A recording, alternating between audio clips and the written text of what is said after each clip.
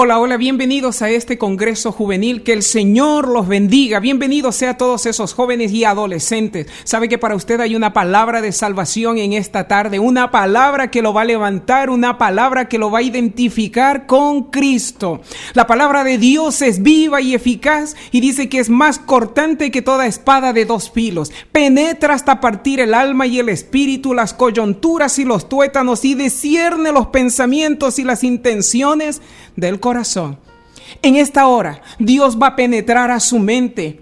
En esta hora Dios va a sensibilizar su espíritu y a revivir sus huesos. Esta palabra que le traigo es la espada del Dios transformador. Esta palabra que le traigo, si bien es cierto, es de dos filos, pero por el un lado hiere y con el otro lo sana. La palabra que le traigo es del Dios todopoderoso que sana, del Dios que liberta, del Dios que cura las heridas, del Dios que revive los muertos y da luz a los que andan en tinieblas. Hoy quiero que por un momento observemos juntos a esta nación. Los gobiernos, si bien es cierto, están preocupados en hacer cárceles más seguras para que los presos no se escapen. Y piensan cada día cómo crear nuevas leyes para atacar el crimen, para atacar la delincuencia, la drogadicción, la prostitución. Están pensando día tras día cómo terminar con los femicidios, etcétera, etcétera. Y van de proyecto en proyecto, pero aquellos proyectos no han traído aún la solución. Yo no sé si usted ha notado, hoy en día los cristianos se van al mundo, los del mundo no quieren ser cristianos. Hay un grupo de cristianos que no saben si son salvos y otros que sí están seguros de la salvación. Los que están seguros de la salvación son aquellos que oran, ayunan, vigilan y estudian la palabra de Dios. Buscan el favor de Dios para el pueblo día tras día. El Señor les responde y recibe una revelación. De pronto aparece un grupo de personas religiosas y dicen, eso que recibió no es de Dios. Dios no actúa así, porque muchas cosas Dios me ha revelado a mí. Y de lo que Él me ha revelado, realmente he visto el fruto. La iglesia ha adquirido una actitud que no es la que Dios quiere.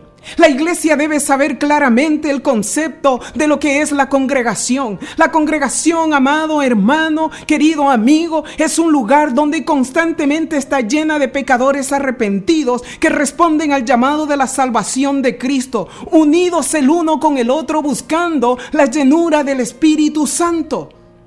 Es triste decirlo, pero la iglesia hoy en día se ha llenado de pecadores que están lejos de buscar el arrepentimiento, los cuales andan de templo en templo y no quieren echar raíces, menos dar fruto. Una persona que me encontré hace varios meses atrás me comentaba que había recorrido más de 10 iglesias y todas las iglesias que él había recorrido eran malas. Acusaba a los obispos, acusaba a los pastores, acusaba a los líderes, a los diáconos, etcétera, etcétera. En el corazón de aquel varón había mucho resentimiento. En el corazón de aquel varón había mucha rabia, había amargura. El problema no es la iglesia. El problema no son los obispos. El problema no son los pastores. El problema no son los líderes ni diáconos. El problema es el varón.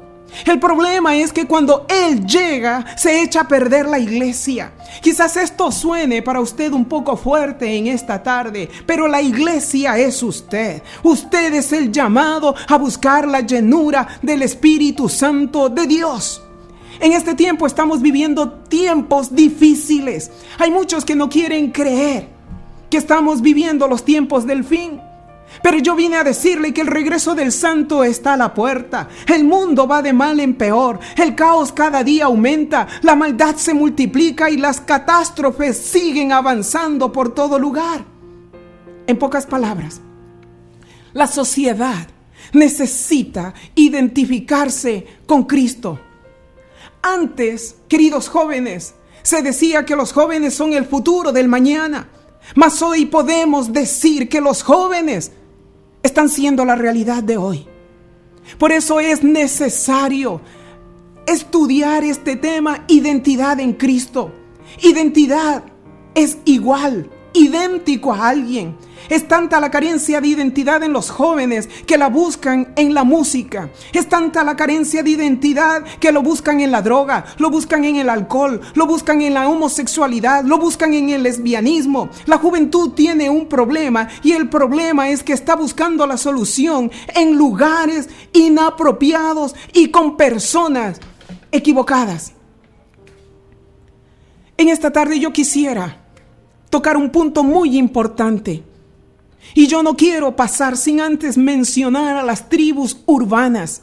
Estas tribus realmente han invadido la ciudad con un colorido extravagante, donde se suma un batallón de adolescentes de los más variados estilos a los cuales también se están sumando el ejército de los jóvenes cristianos. Y dentro de estas tribus hay muchas, amado, y yo quiero mencionar unas pocas, y quizás llamémoslos así, las más importantes. Y quizás usted, joven que está hoy en día aquí también, es usted un padre de familia. Y yo he venido a decirle que es necesario saber ciertos detalles para salvar a sus hijos de las garras de Satanás. Dentro de las tribus tenemos unas que se llaman Pelolais. Estas son una de las tribus urbanas que andan por la ciudad.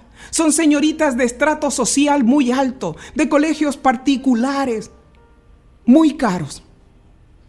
Aquellas se caracterizan por tener la piel bronceada, usan escaso maquillaje y estas son características secundarias, pero muy indispensables. Pero yo quisiera mencionar la primordial. Lo que las identifica es el pelo largo. Y ojalá fuese así hasta la cintura y muy lisos. Y obviamente son bien cuidados. Tiene que ser rubio, castaño o natural, pero no tiene que ser negro. Y el alisador de pelo es imprescindible. Pero si alguna de ellas tuviese un pelo ondulado, puede también integrarse al grupo. No puede dejar de ser elegante. Y cuando llegan a este grupo, niñas que tienen el pelo ondulado se llaman ondulais. Este grupo nació el año pasado cuando un grupo de amiguis, como lo llaman, de fonotipo parecido, subió fotografías de ellas mismas a un sitio que bautizaron como Pelolais. Carece este grupo de una organización. ¿Sabe qué conversar con ellas? Ni ellas mismas se reconocen como tal. Y dicen que solamente son niñas lindas. No desprecian las otras tribus, aunque las demás los insultan constantemente. Las critican, las llaman racistas, fascistas y una serie de comentarios que muchas veces las hiere, dicen ellas. Aunque dicen que tampoco tienen la culpa de tener dinero. La conclusión de estas niñas Pelolais es que están falta de identidad. Luego podemos mencionar aquellos jóvenes que se llaman Pokémon. Hay emos y otakus. Los Pokémon era solo un programa de dibujos animados japoneses cuyo protagonista era un niño de gorrita y de ojos inmensamente grandes llamado Ash. Yo no sé si usted lo recuerda y alguna vez lo vio en televisión. Él entrenaba monstruos que evolucionaban y tenían poderes que vencían a otros monstruos en una encarnizada competencia.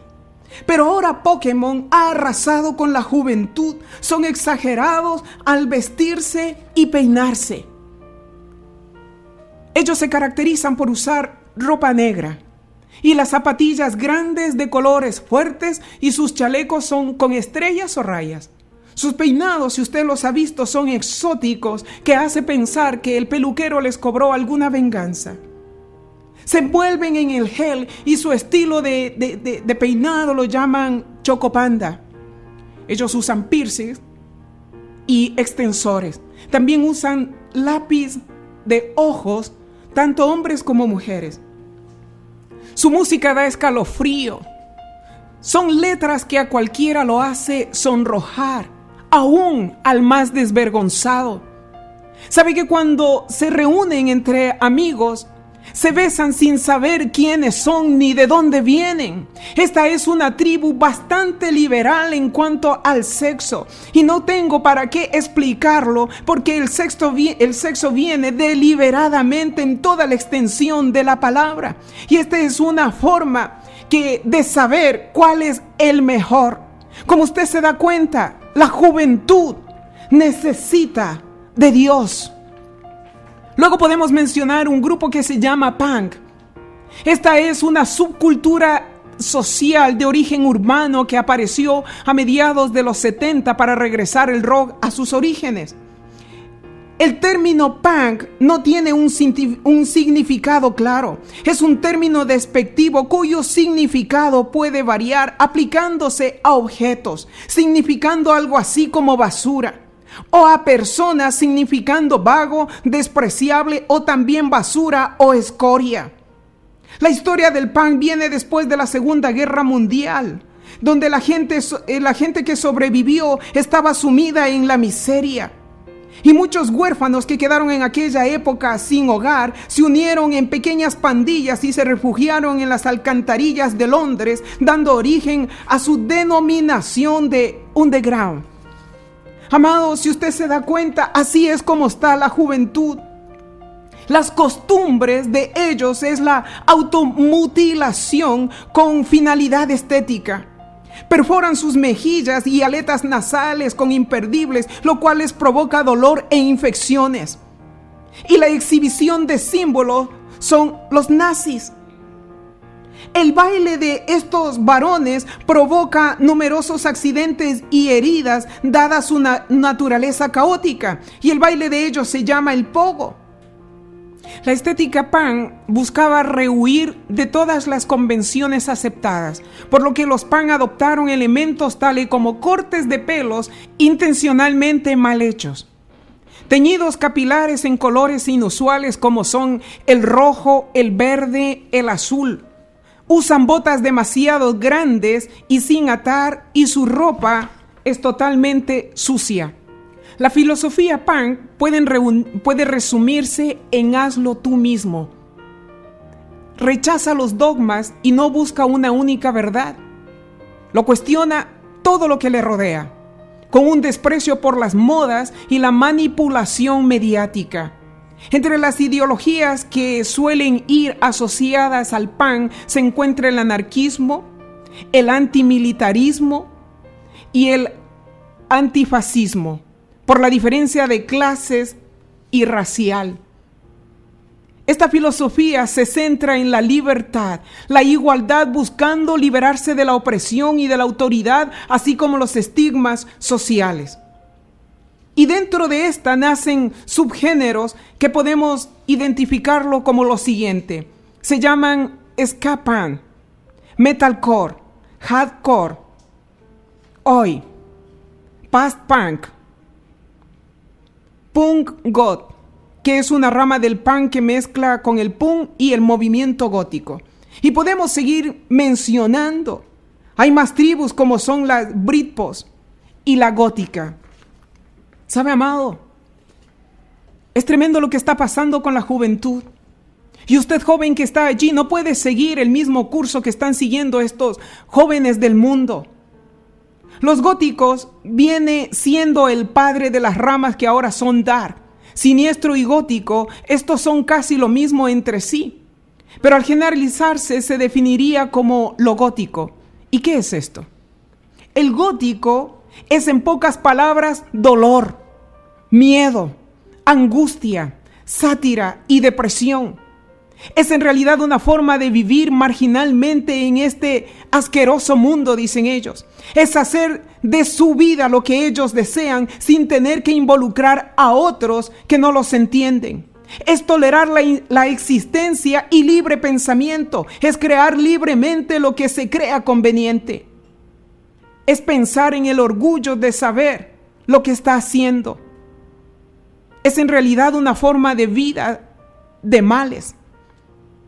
El objetivo de los góticos es la muerte. Ellos dicen no a Dios, no amo. La muerte es la única manera de salir con los honores propios. ¿Será que Dios está de acuerdo con aquello? Los hardcore es la evolución natural del punk, pero con más salvajismo. Son izquierdistas y anarquistas. Ellos usan un grupo de música como el rock con baterías veloces y agresivas, guitarras distorsionadas, ejecutadas velozmente. Amén. Cuando Dios creó al ser humano, no los hizo pelolais. Cuando Dios creó al hombre, no los hizo Pokémon, no los hizo emos, no los hizo otakus. Cuando Dios creó al hombre, amado hermano, no los hizo punk, no los hizo hardcore. Cuando Dios creó al hombre, lo hizo a su imagen y semejanza. Hoy en día los jóvenes se están preguntando cuál es realmente su identidad. Hoy en día los jóvenes se preguntan ¿quién soy yo? Y quizás usted que me está escuchando hoy, que está allí, también usted se ha preguntado ¿quién soy yo? O tal vez le han dicho ¿realmente quién eres tú? ¿Sabe que aparentemente parece ser una pregunta sencilla que requiere de una fácil respuesta? Pero en el fondo no es así. Por ejemplo, si alguien a mí me pregunta ¿quién eres?, yo debería responder yo soy Angie Preciado, pero no es así. Ese es mi nombre. Y si me volvieran a preguntar quién eres, yo diría yo soy secretaria, pero esa es mi profesión. Yo soy ecuatoriana, pero esa es mi nacionalidad. Yo soy evangelista, pero esa es mi denominación. También podría decir que mido 1.78, pero esa es mi estatura. Nosotros tendemos a identificarnos a nosotros mismos y a los demás por lo que los demás son físicamente. Decimos es alto, bajo, robusto, esbelto, etc. O muchas veces también se identifica a la gente por lo que hace. Dices plomero, carpintero o ingeniero. Cuando a los cristianos nos piden identificación con relación a nuestra fe, casi siempre respondemos soy protestante, soy evangélico, calvinista, pero esa es nuestra posición doctrinal. O también se responde con la denominación y dice soy bautista, presbiteriano, independiente, o muchas veces también se identifican con el trabajo que realiza en la iglesia. Y dice yo soy profesor de escuela dominical, soy ministro de alabanza, soy pastor, etcétera, etcétera. Pero lo que hacemos no determina quiénes somos, ni lo que nosotros somos determina lo que hacemos. La identidad de un cristiano se basa en entender quiénes realmente somos en relación con Cristo. La identidad de un cristiano se basa, escuche bien, en entender quiénes realmente somos en Cristo como hijos de Dios. Esta comprensión de quién es Dios y quién es usted en relación a Él le da como resultado la verdad que expresa la palabra de Dios. Vamos a revisar un poco la creación original y vamos a leer Génesis 2, verso 7. La palabra de Dios dice: entonces Jehová Dios formó al hombre del polvo de la tierra y sopló en su nariz aliento de vida. Esta combinación de polvo de tierra y aliento de vida es lo que forma al ser humano. Entonces dijo Dios: hagamos al hombre a nuestra imagen conforme a nuestra semejanza. Y señoré en los peces del mar, en las aves de los cielos, en las bestias, en toda la tierra y en todo animal que se arrastra sobre la tierra. Y creó Dios al hombre a su imagen, a imagen de Dios lo creó, varón y hembra los creó. Dios le dio un significado al hombre.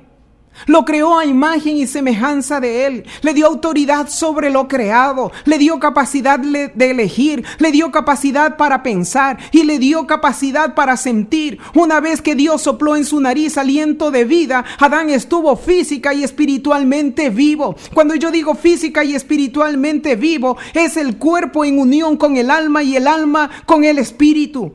Adán, cuando fue creado, no tenía que buscar un significado a la vida. Adán no tenía que buscar identidad. Todo era resultado de la creación misma. Cuando Dios creó a Adán y a Eva, sabía claramente quién era Dios y quién era en relación con Dios.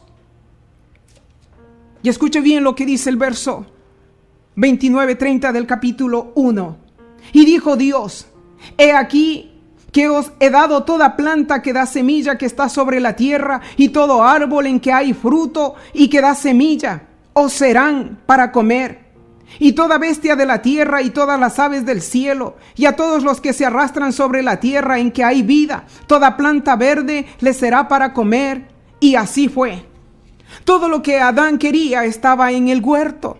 Todas sus necesidades estaban provistas, todas sus necesidades estaban satisfechas, ellos estaban protegidos, ellos estaban seguros en la presencia de Dios, porque Dios mismo estaba con ellos. Dios mismo estaba con ellos. Y vamos al capítulo 2, verso 18. Y dijo Jehová Dios: no es bueno que el hombre esté solo, le haré ayuda idónea para él. Dios pensó en la creación de la mujer. El hombre tiene un sentir de pertenencia. Adán y Eva no solo pertenecían a Dios, se pertenecían el uno al otro. Veamos ahora el Génesis 2:25. Dice así: y estaban ambos desnudos, Adán y su mujer, y no se avergonzaban. Y leamos el capítulo 3, verso del 7 al 11.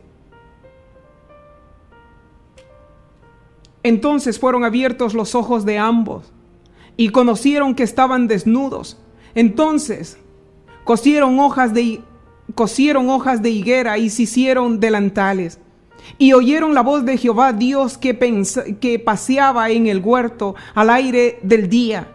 Y el hombre y su mujer se escondieron de la presencia de Jehová Dios entre los árboles del huerto. Mas Jehová Dios llamó al hombre y le dijo: ¿dónde estás tú? Y él respondió: oí tu voz en el huerto y tuve miedo porque estaba desnudo y me escondí. Y Dios dijo: ¿quién te enseñó que estabas desnudo? ¿Has comido del árbol de que yo te mandé que no comieses? Esa es la palabra de Dios. Adán y Eva no se avergonzaban de verse desnudo. Ninguno tenía nada que esconder. Ninguno tenía nada que ocultar. Sus cuerpos eran puros y sin mancha. Ellos eran santos. Por ende, su relación ya estaba santificada. Pero por la tentación y el pecado, los llevó a los más grandes efectos de la caída. Efectos que fueron dramáticos e inmediatos y de largo alcance. Efectos que provocaron para todo el género humano la pérdida del conocimiento de quién es Dios. Y eso es lo que pasa con el mundo allá afuera. Ha perdido por completo el conocimiento de quién es Dios. El pecado quedó al descubierto. Y hay dos parámetros importantes que vamos a tratar hoy día. Los atributos se vuelven necesidades. La inconsciencia fue reemplazada por la culpabilidad y vergüenza. La realidad de hoy es que la mayoría de las personas usan máscaras para ocultar lo que hay en su interior y viven con el temor de que alguien los descubra. Antes de que Adán y Eva desobedecieran, sus órganos sexuales y su actividad sexual era sagrada. Pero cuando pecaron, sintieron vergüenza al verse desnudos. De allí nace la necesidad de reconstruir el sentimiento de merecer. La humanidad sufre y lucha con la sensación de que no vale la pena. Hay una crisis de identidad. Y hay una crisis de la imagen mismo de cada persona. Hay una negatividad total. A veces se cree que el sentido del valor va relacionado con el talento. o que el sentido del valor va relacionado con la inteligencia, o que el sentido del valor va relacionado con la belleza, pero no es así. El sentido del valor personal proviene de entender quiénes somos en Dios.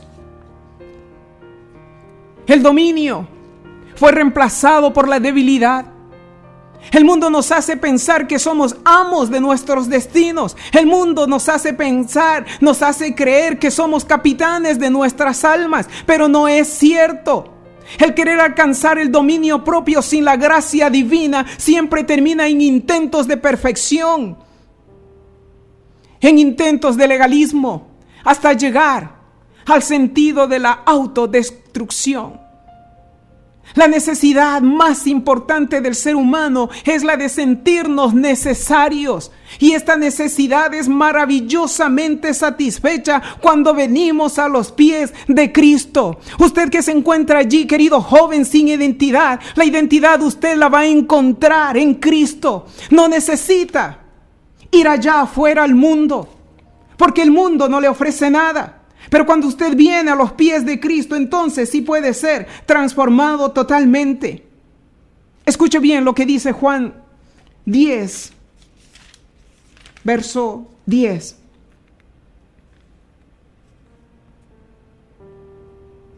El ladrón no viene sino para hurtar y matar y destruir. Yo he venido para que tengan vida y para que tengan en abundancia. Por un hombre entró el pecado y por otro hombre entró la redención.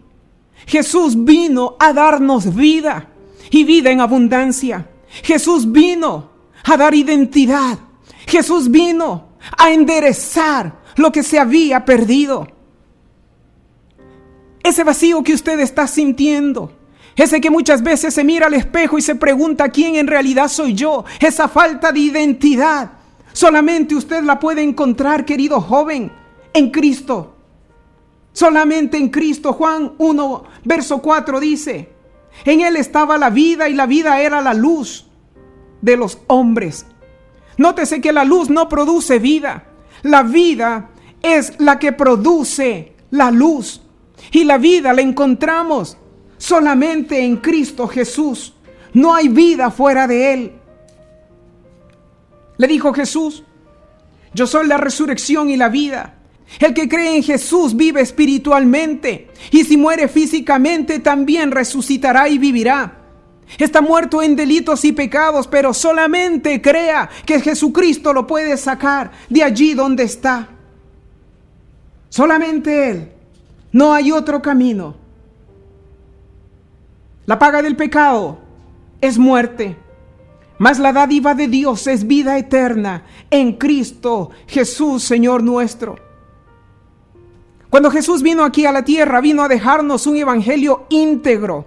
Cuando Jesús vino aquí a la tierra, amado, no vino a dejar un medio evangelio. O deja de pecar, o sigue pecando, o sigue santo, o sigue en la inmundicia. Usted decide.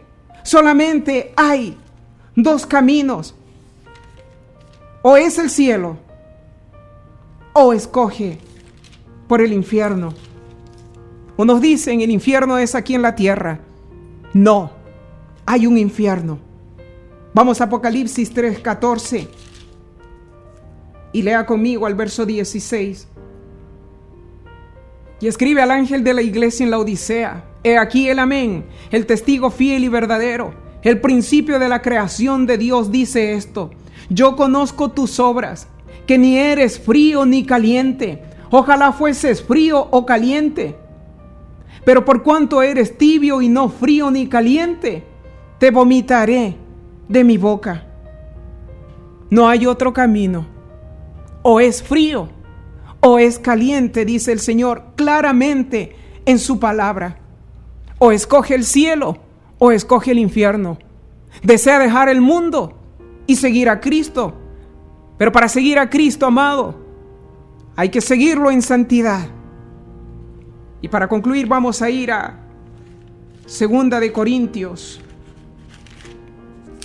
Vamos a ir a 2 de Corintios, el verso capítulo 5, verso 17. De modo que si alguno está en Cristo, nueva criatura es. Las cosas viejas pasaron, he aquí, todas son hechas nuevas. De modo que si alguno está en Cristo, nueva criatura es. Todo pasa. Cuando usted vuelve al Señor, usted vuelve al primer Adán, es decir, el cuerpo unido con el alma y el alma con el Espíritu de Dios. Cuando en usted hay un verdadero arrepentimiento. Y este es el tiempo, esta es la oportunidad que Dios le está dando a usted, querido joven, para que cambie de vida. Respondió Jesús y le dijo: de cierto te digo, que el que no naciere de nuevo no puede ver el reino de Dios. Para ver el reino de Dios, tengo necesariamente que dejar de pecar. El reino significa dejar que el Espíritu Santo de Dios se mueva en mí conforme a su voluntad. Y cuando yo le digo conforme a su voluntad, es la obra de Dios manifiesta en mí para que los hombres lo sigan aquí en la tierra. El ser cristiano es algo más que ir a la iglesia. El ser cristiano es vivir la nueva vida cuando usted se inicia con Cristo. El ser cristiano es vivir con Él y adoptar su identidad. El ser cristiano no solamente es recibir algo. El ser cristiano es llegar a ser alguien. El nuevo nacimiento lo convierte a usted en algo que no era antes. No es lo que hace lo que determina quién es usted. Lo que usted determina lo que usted hace. Si su concepto personal es que se cree un error, todo el tiempo vivirá como un errado. Si su concepto personal es que usted es un bueno para nada, toda la vida vivirá como un bueno para nada. Si su concepto personal es vivir como hijo de Dios espiritualmente, entonces usted va a vivir como hijo de Dios espiritualmente vivo. La realidad es que cuando yo conozco a Dios, empiezo a conocerme a mí mismo, empezar a vivir a Cristo en su vida. Es darse cuenta que Cristo vive en usted. Y lo que es cierto en Cristo, es cierto en su vida también. Y vamos a irlo comparando con la palabra. La palabra dice que nosotros somos iguales a Él en su muerte. Y vamos a ir a Gálatas 2:20. Con Cristo estoy juntamente crucificado.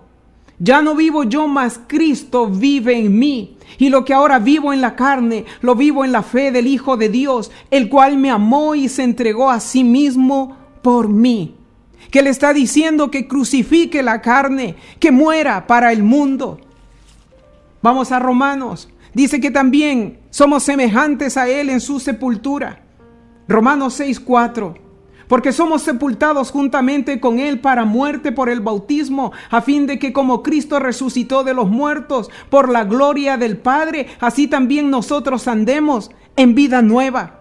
Es decir, que cuando usted se bautiza, en el momento que salga de aquel lugar, usted tiene que salir para una nueva vida. Pero usted no puede bautizarse y seguir viviendo como era antes. Usted no puede seguir ya bautizado viviendo una vida de pecado, porque cuando tomó la decisión de entrar a las aguas, usted sabía prácticamente que al sumergirse usted iba a nacer una nueva criatura.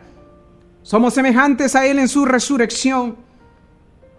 Romanos 8:11. Y si el espíritu de aquel que levantó de los muertos a Jesús mora en vosotros, el que levantó de los muertos a Cristo Jesús vivificará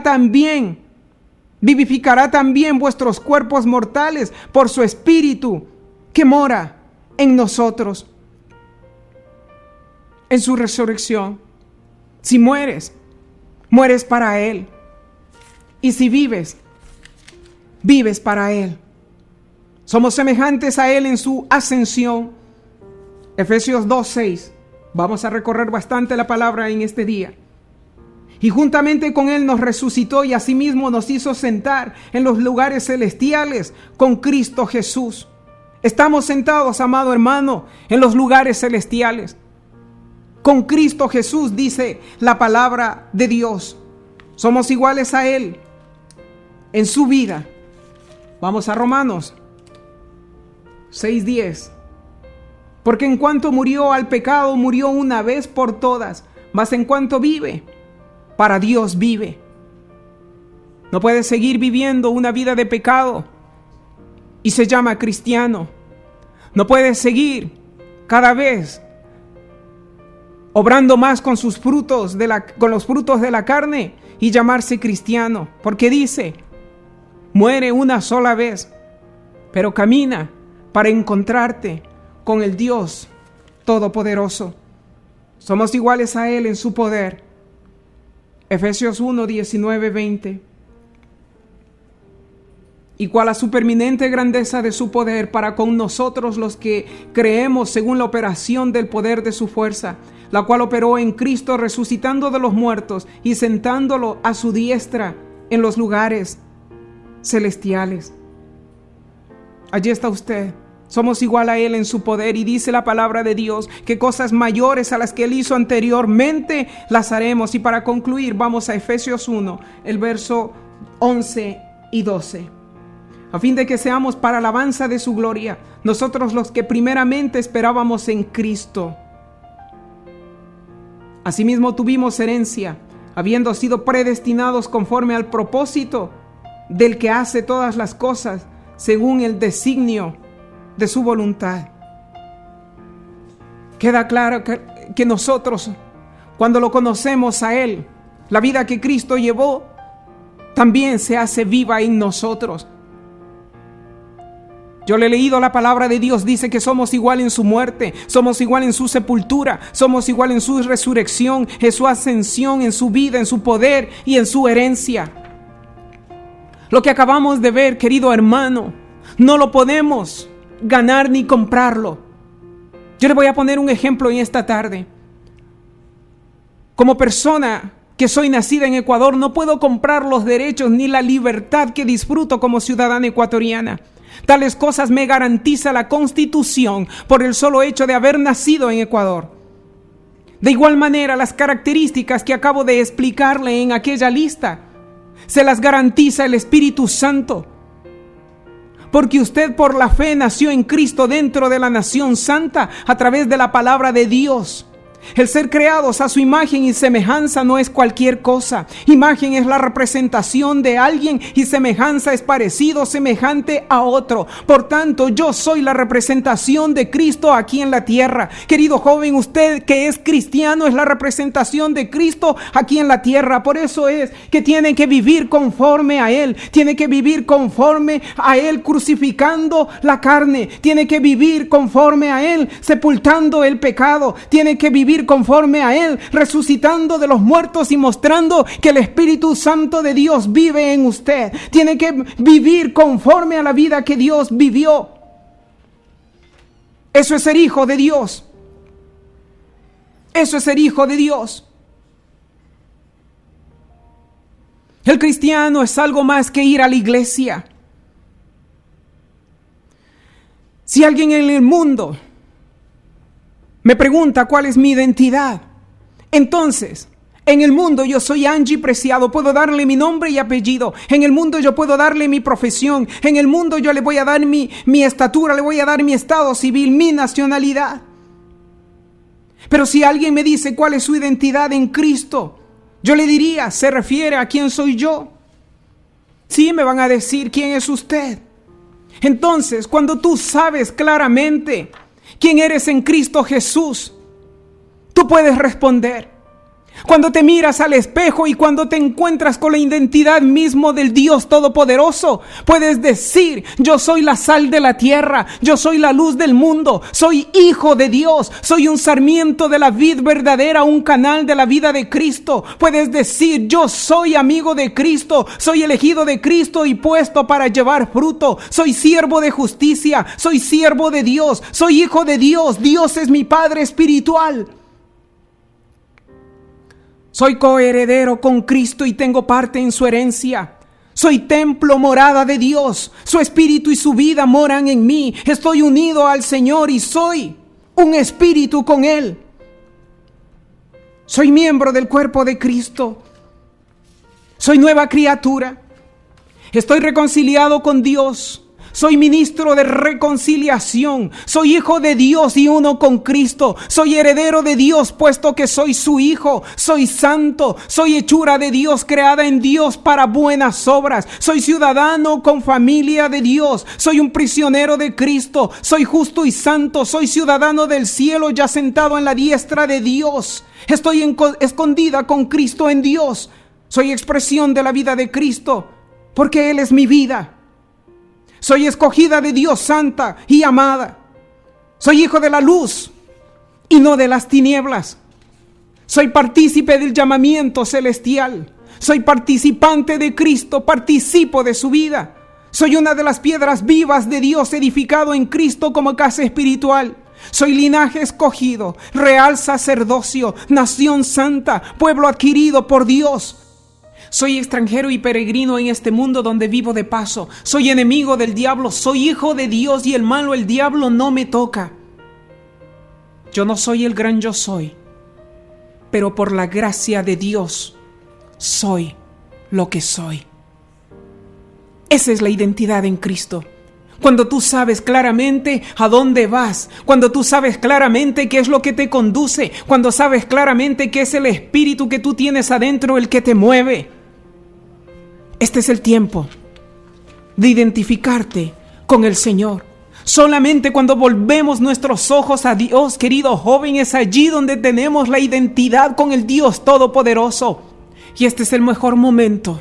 Este es el mejor momento, joven. Este es el mejor momento, señorita. Este es el mejor momento, usted que vino. Este es el mejor momento para encontrarse con Dios. Para decirle, Señor, he entendido ahora sí quién soy yo. Y quiero que vivas en mí.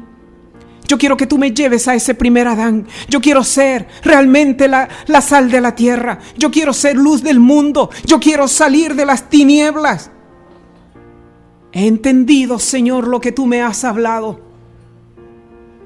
En este momento, si hay alguien que necesita identificarse con Dios, si hay algún joven que ha estado llevando una vida desenfrenada, una vida de homosexualidad, una señorita que haya llevado una vida de lesbianismo, este es el tiempo para arrepentirse y venir a los pies de Dios y decirle, Señor, yo quiero ser transformada, vuélveme al principio de la creación.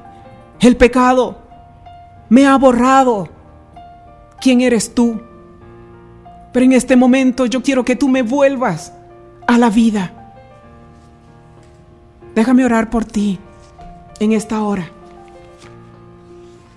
Si usted ha estado viviendo esa vida, queriendo identificarse como Pokémon, como fan, como Punky, como lo que quiera que haya sido, yo le pido que se ponga en pie y venga al trono santo de Dios y me permita orar por usted. Este es el momento.